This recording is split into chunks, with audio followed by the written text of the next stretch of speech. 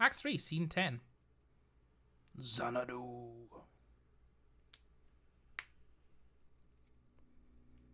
Oh, here we go.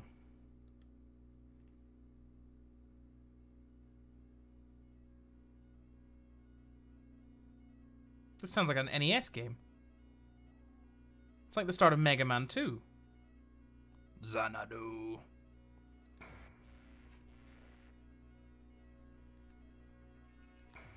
Okay.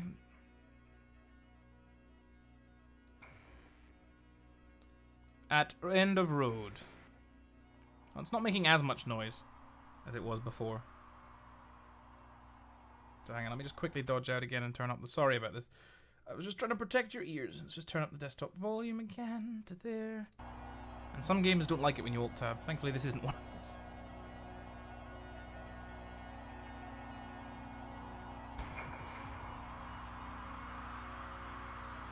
You are standing at the end of a road before a small brick building.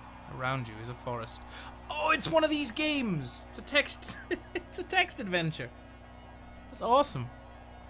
Go to the forest. Enter forest. That's not something you can enter. Oh, I remember these games. Just type a direction. Typing north. In forest.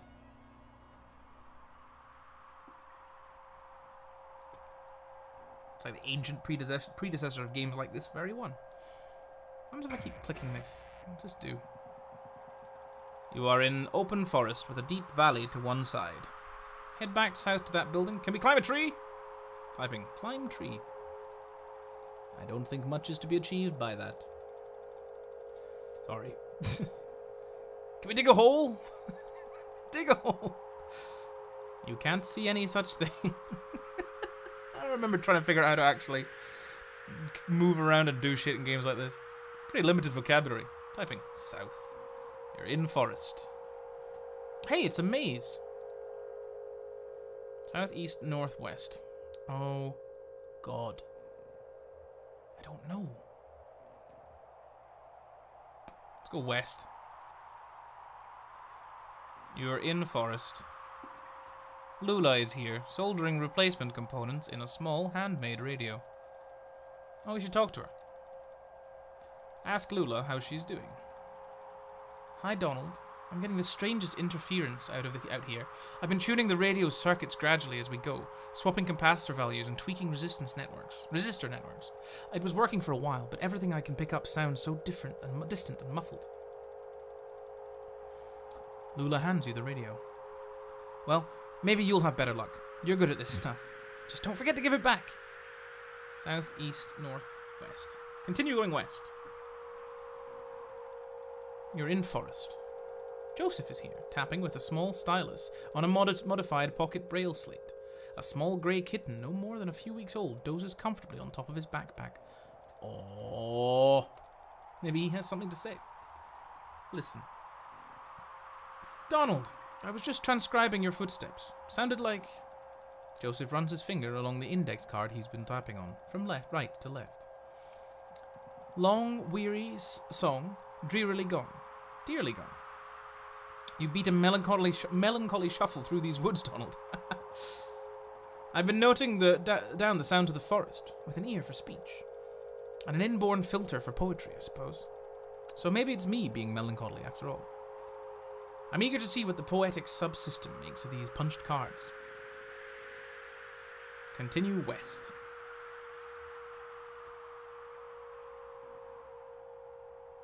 At edge of hole. Oh, we found a hole, boys and girls. That is most certainly a hole. Let's touch it. You are at the edge of a massive hole. The dirt gives way to rock as ground sinks into darkness. The computer tied to your upper back slickens with sweat in the afternoon sun. Why is the computer sweating? A rope slung around your shoulder has slipped under the strap of your backpack, digging uncomfortably against your collarbone. Go down to the hole. That seems pretty obvious. Lean in a bit and check it out. Yell into the hole first to see if there are pirates! Oh god, yes. Typing. Yell. I only understood you as far as wanting to yell. Oh, excuse me. Oh, sorry. Excuse me. Yell, any pirates down there? No response. Sorry, kid. You're batting 0 today.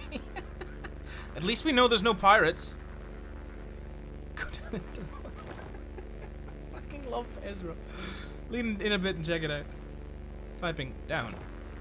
It's not quite what I said.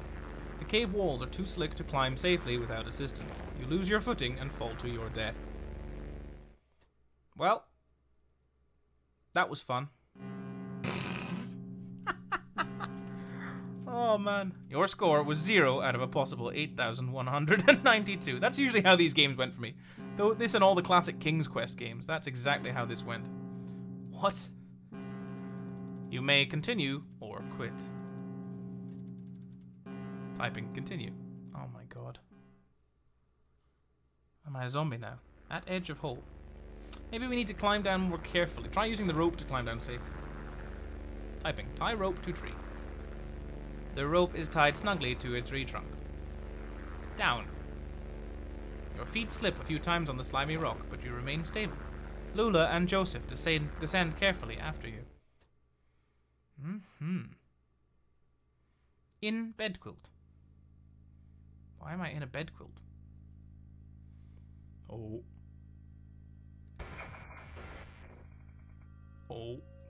Okay. I'm not sure what this button is actually signifying. Oh. You are in bed quilt, a long east-west passage with holes everywhere. Joseph and Lula remove the computer equipment they are carrying on their backs and begin setting up. Lula, that's the last trip. So everything's down here now? Say something back to her. Typing. Say something back. You make an awkward joke. Don't be so morbid. Lula looks pensive. Ask her where the treasure is. Ask Lula where the treasure is. If we knew that, we wouldn't have to set up down here. I know you think this environment will help our project, get us in touch with a deep romantic reverence for some kind of profound natural spookiness, but I was more comfortable in our lab. The university picked the worst time to cut our funding. Typical institutional stinginess and academic politics. I mean, I felt like we were getting really close to something... Anyway, I don't know if it's sustainable down here, you know, to live and work here together. What's the gear they're carrying? Ask Lula about gear. Sure, Donald. We may as well take inventory. I've got the tape machine and the synthesizer part we borrowed from the School of Music. It's all tuned up to my voice, so we won't have to type so much.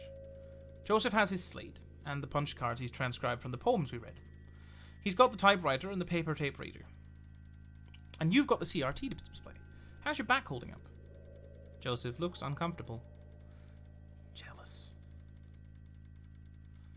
Hey, Donald. Can you help me wire up these generators? I'll assemble the synthesizer, but I could use some help with the serial interface if you have time. You hear an unfamiliar echo from a tunnel to the east. Maybe if we help Lula, she'll have some more to tell us. Help Lula. Thanks, Donald. I can never remember which color lead goes to which pin. Lula begins unpacking a box of wires and terminals. You think there are paintings down here?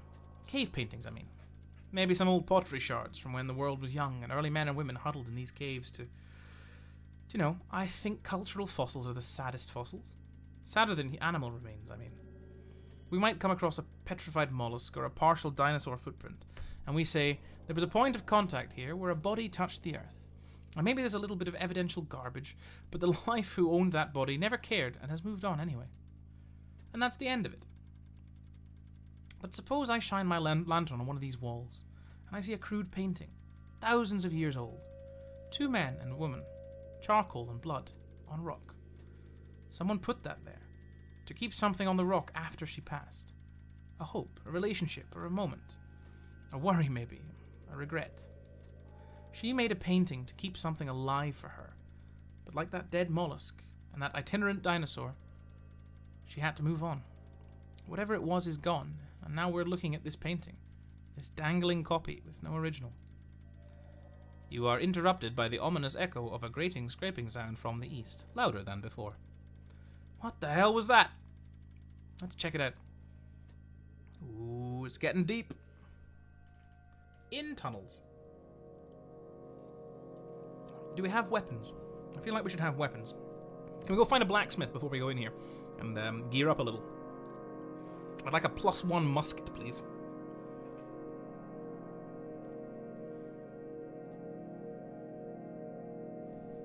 Do I have to click this? Oh, okay. You rush down the tunnel, with Joseph and Lula close behind.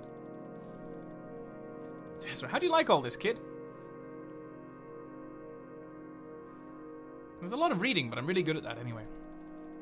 The tunnel narrows, and soon you find yourself crawling on your hands and knees. Navigating the tunnel gradually becomes more awkward, as smooth rock gives way to the jagged, crystalline surfaces.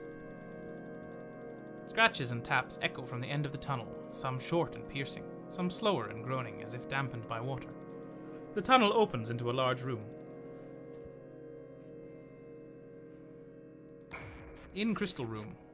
I'm not sure what this button does, other than shake the screen up. It's a person! It's a people!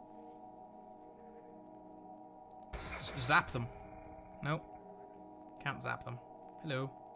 Get zapped. You are in a large, irregular chamber. The walls, floor, and ceiling are covered with crystalline projections. Strangers are here, scraping black mold from the crystals. They look up when you enter. One of them seems about to speak. Finally! Better run. Let's listen to what he says. The stranger reaches for a box he's carrying and presses a plastic button. The box whirs to life, and a crackly voice blurts something unintelligible, then slows to a deep gurgle. He looks at his companions momentarily in confused disappointment. Then he returns his awful gaze to you. Joseph flees through a tunnel to the north. Lula flees through a tunnel to the northeast. Follow Lula. Run north. Lula's headlamp scans across the northern passage as you run. Soft shadows loom perplexingly from floor to ceiling. You feel around to distinguish shadows from crystals, but eventually find yourself cornered. You have hit a dead end. Who are they? Comfort her, let's find a way out of here. Comfort her. Comfort Lula. You reassure Lula that the strangers are harmless. Are you sure? Maybe you're right. It sounds like they've gone back to work. Alright, let's try to pass them quickly now. Don't make eye contact. Then we'll find our way back to the equipment. What the hell am I doing? I 100% lost track of what I'm actually doing in this game right now. I'm kind of just running with it. You are in Bedquilt, a long east-west passage with holes everywhere. Lula is here, panting for breath. Did they follow us? Where's Joseph? She seems pretty scared. May as well search for him. Search. I only understand you so far as wanting to search. We have to be more specific. Down one of the tunnels, with the equipment, back outside, with the equipment. Search equipment. The various computer and audio equipment casts angular shadows into the tunnels as you scan slowly across the pile. Nothing. Down one of the tunnels. Search tunnel. You select a tunnel at random. Your lantern illuminates several sets of footprints on the moldy cave floor, but they are impossible to identify. Joseph climbs down from the rope still tied above. That damn sound, those damn voices. I don't even know what direction I was running. I wove through that network of tunnels. I ran my hand along the wall, always turning left, but every turn and every rock felt the same. For all I knew, I was running in circles. Probably were if you were only holding the left wall. Finally, I ended up here. I hid. I panicked. I heard you talking, but I didn't think I could trust my senses. But listen, there's one thing I have to tell you. While I was out there lost in the tunnels and caves, I came across the Zero, and I had no idea. It's like a real place. They pick up garbage, they deliver mail, they go to work and to church. But it has an awful kind of emptiness. Wandering through, I heard horrible echoes. Weird images got burned in my mind's eye. A television, a scarecrow, a crystal, a feather, a sandwich, a CRT monitor, a bottle, an anchor. Lula looks down at her feet. We should ask him more about that. Ask Joseph about the Zero. Donald, you've heard the same damn stories I have, but it's different. It doesn't matter now, damn it. I'm leaving. To hell with all of it. Whoa, get him back on track. We're so close. Divert Joseph's attention. Hey, look, juggling. Nope, okay, that didn't work. You shout something at Joseph about the project you were working on together. You'll die in these damn cold caves. What about those men? You know they'll come back. Tell him we can hide from the strangers. Suggest finding a hiding place. You shout something at Joseph about going deeper into the caves. Did you hear their voices? They're not... They'll find you, but not me. I'm going back to the surface. Stop! Your stupid fight is ringing through the whole damned cave. Joseph is right. We can't stay here. I'm leaving too. But I'm not going back to the surface. I'm taking my station wagon and I'm heading down to the Zero. God, I cannot talk today. I think we need her to stay. Ask Lula to stay. You plead with Lula about your continued collaboration. I'll send you this tape when I'm done recording. I'll put it in the mail, and then you can see what your damned machine does with it. Lula and Joseph have left. In tunnels. Okay. Abandoned by your collaborators, your confidants, your companions, the only two among your colleagues with whom you've ever trusted the gift of your friendship. Pretty thick. Sounds like Beardo had his heart broken. You wander the tunnels alone, dragging along the components of your unrealized masterpiece, combing the underground passages for a new site in which to realize your vision. Sounds like a genius. How do you mean? Wordy. Ha! I had a guy who came into the shop once with a bunch of old radios and computers and stuff. Real junk. I think he collected it going down alleys or something. Anyway, it was all broken. Asked me if I could get the tubes out and clean them up. The vacuum tubes. So I pulled every vacuum tube I could find and threw the rest out. And I went over them with some rubbing alcohol and cleaned the leads.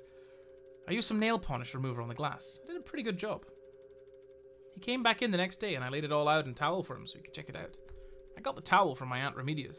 And like everything with her, it's really kind of nice, you know? It's red and it has this gold embroidery around the edges. I guess it was a little too nice. This guy got all excited by the presentation, kind of circled it and observed each tube from a distance, moving his head around in a weird quick bobs like a pigeon. And then he started just lecturing at nobody in particular about the history of vacuum tubes. He talked for like an hour. We went on a few dates. Oh god, really? Is that how desperate were you? It's a dude that just lectured nobody about vacuum tubes for an hour and you're like, oh god, that's so hot. We went on a few dates, but nothing really came of it. Turns out he was kind of boring. How could you possibly have known that beforehand? How could you possibly have been able to tell that this dude was boring beforehand? Ugh, knocked over something. Oops.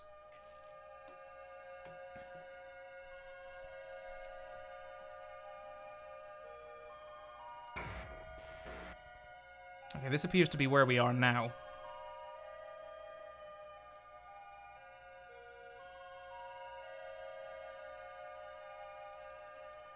After what may have been years, you stumble out of a tunnel into a cavernous open space. Stalactites adorn the ceiling like grotesques. In the center of the room is an enormous rocky spire. This is where you will set up your equipment and establish your legacy. Xanadu. Oh! Please don't tell me we have to play it again now. It's a game within a game. Now it's the time to continue your work. Research assistance, 0. Realism index, 37%. Romance index, 2%. Mold coverage, 0%. You may hire a new research assistant. Oh, wow, okay. Assign assistants to task or sleep into... Oh my god, it's now a management game. Oh my god, hire a new research assistant. Uploading job advertisement to university message boards. You have hired Greg, who studies architecture. Assign assistants to a task. You may assign research assistants to debugging, transcription, or speculation. Transcription? Assigning available research assistant to transcription. Let's hire another one. Uploading job advertisements to university message boards. No new applicants. Try again later. Alright, let's sleep then.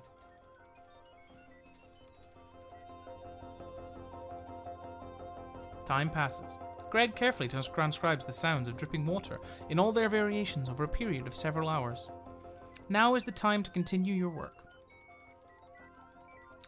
Research Assistance 1. Realism Index 47%. Romance Index 7%. Me and Greg, eh? Mold Coverage 10%. You may hire a new research assistant. Okay. Let's hire a new one. You have hired Amy, who studies human-computer interaction. Assign assistance to a task. Debugging. You have 2 research assistants available today. How many assign how many to debugging? 1. Assign assistance to a task. Speculation. Can I hire anyone else, or are we done for today? Nope, no new applicants. Sleep. Greg fixes some weird math with some weirder math. Amy posits that nature, not reason, is the master of industry. Greasy black mold is collecting all the computer equipment. Now is the time to continue your work. Okay. Romance index 22%. Amy, you are a rock star. Hire a new research assistant. Okay. Hire Weaver, who studies mathematics. Assign assistance to task. Alright, let's put 1 on debugging. Let's put 1 on... I don't know what I'm doing here. 1 on transcription. And 1 on the last one. Speculation. Okay. Sleep. Time passes. Weaver widens tunnels slightly to reduce the need for extra crouch commands. What? Greg extensively notates tunnel diameter as a function of length. Amy muses about the love lives of fungal colonies. Amy sounds great. Intruders! Oh no. The strangers are doing something to the equipment, but you can't make out what. You hide beneath a rock until they leave. Behind a rock, not beneath. That would be weird. With trepidation, you emerge from your hiding place. Hours later, please stop the alarm. Thank you. Now is the time to continue your work. I'm not convinced this is getting us any closer to the 0. Research assistance 3. Realism index 72%. Romance index 32%. Mold coverage 0%. The stranger stole the mold. Hire a new research assistant. Hired Marianne, who studies fine art. Assign assistance to a task. Debugging. And let's put all of them on it. Sleep. Try to quit and start over. Does that mean I've done something wrong? You've got to be joking me. Amy identifies a bug with the oxygen level simulation, but is unable to fix it. Marianne makes adjustments to the echolocation algorithm. Bats now fly normally instead of getting hung up on each other's wings and clustering together like horrible leathery tumbleweeds. Greg fixed bugs. Weaver fixed bugs. Weaver follows the strangers into the tunnels. She doesn't return, but neither do they. Now is the time to continue your work. Oh god damn it. Realism index 100%. Romance index 6%. Mold coverage 8%. What's happened to the romance? We need more romance in our research. What is happening? We've hired Rick, who studies library sciences. Now we just need Morty. Okay, anyone else we can hire? I doubt it. Nope. That's just 1 per day. Assign. Let's go speculation. All 4, please. Thank you. Sleep. Time passes. Greg discards centuries of exhaustive data on the uniformity of cause and effect. Amy makes a convincing argument for the edibility of stone.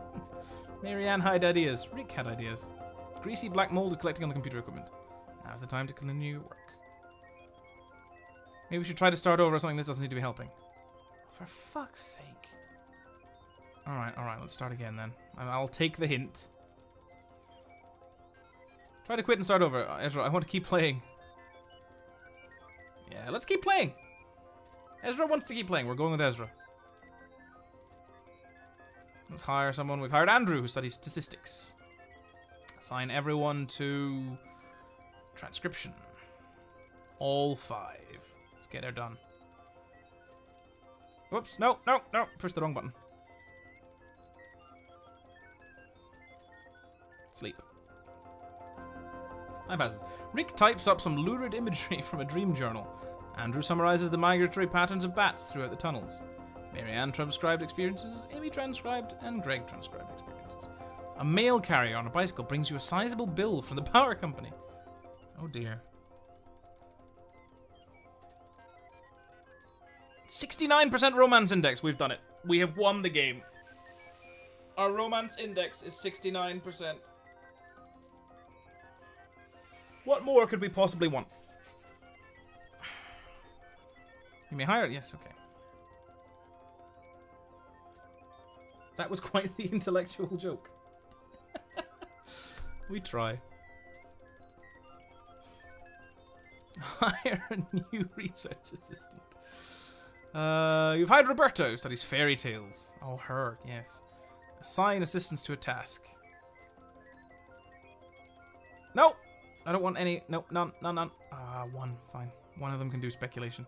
I want everyone else to do. Fuck it, we'll split them. Debugging. 3 on debugging. And then we'll do 2 on transcription. No! Let's keep clicking the wrong button. Let's keep playing. Sleep. I don't know if anything's actually gonna... Andrew fixed bugs. Roberta fixed bugs. Marianne fixed bugs. Greg transcribed experiences. Had ideas. Intruders! Strangers are doing something to the equipment, but you can't take out what? You hide behind a rock until they leave. 6. 92%. 67% romance index. 0% mold. They keep taking all my mold. Alright, no. I'm quitting now. Sorry, Ezra. You sure you want to quit? Yes. That was a rhetorical question. Exit. But you aren't in anything at the moment. Maybe we have to lose or die somehow in order to start over? Eat the lamp. Typing, eat lamp. Don't be ridiculous. Maybe we have to wait it out. Wait indefinitely. Time passes. Research assistants come and go. You don't encounter the strangers again. But sometimes you can hear the uncanny echoes of their voices off in the tunnels. Years pass. Mold accumulates. You and the remaining research assistants take to burning disused equipment in the center of the room. The black mold is intensely flammable and makes an excellent catalyst. It leaves behind a sweet, narcotic perfume. One night you have visitors. Outsiders. Different ones. Then, later that night, an old friend. You really did go deeper into the caves. Premature end of file. Press any key to quit. Huh. We finished prematurely. Interesting. I hear that can be an issue. The intellectual jokes just keep coming, story. I'm sorry. Hall of the Mountain King. Okay. Let's go talk to Donald. You really did go deeper into the caves. Wow, the computer actually predicted the future. Quite impressive. Well, you were easy enough to find. I've met a few of your former assistants. One can't help but hear things. So, this is what became of our project. Oh, I've made some additions. Joseph stole the data tapes for the first half, so I've had some blank spots to fill. Yes, I know. He published his version, actually. I'm sorry to report that it's a bit tediously sentimental. We found your doctor. Oh, good. Yes, you're looking... well, not well, to be honest. You smell like a distillery. Have you been drinking? Shannon looks uneasily at Conway. Conway looks at the floor. Shannon, we've been looking for you. So you found the address data. Just pass it over to Donald here. Donald, will you be a dear and crunch these numbers? We're looking to sort out a street name collision. Dogwood Drive. Wasn't the Bureau going to process it? I insist. I have cycles to spare. I'll just pack my pipe and get to it. Should only be an hour or so. Andrew will carry it over to... I'll be at the bureau for the rest of the night. Just mark it private materials for the attention of Senior Clerk Chamberlain. How do we get to the bureau from here? The bridge! Yes, the bridge. Through the gate over there. Now we, too, recede into history. Good night, Donald. Meet me at the bureau, and we'll get you on your way. Head counterclockwise to the cathode ray, then turn around. Then it's just clockwise until you find the bureau. Between us, I think you should drive.